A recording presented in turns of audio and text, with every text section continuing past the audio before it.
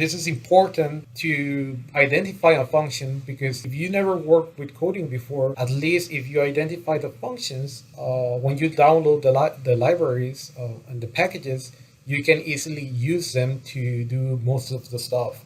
If I wanted to show you like a very real introduction, I'll talk more about like the variables and everything. I'm trying to keep it a little bit simpler here.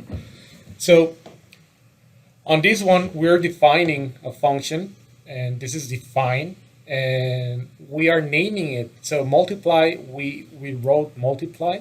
That's the name of our function. And then it's going to take two variables, my input one and my input two. And this arrow here that I placed, it's the indentation.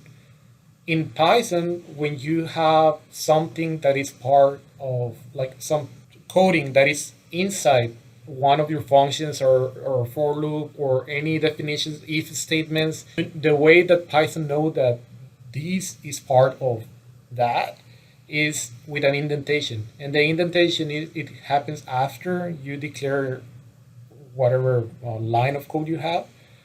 This is telling that these two lines, the 24 and 26, are going to be part of the 22. This is its own space in the coding. And what I'm doing here is whatever two values that I have here are going to be, the asterisk is for multiplying. So it's going to multiply whatever two values I have here. And then whatever the result of that is going to become my output. And then I'm going to return my output for the code.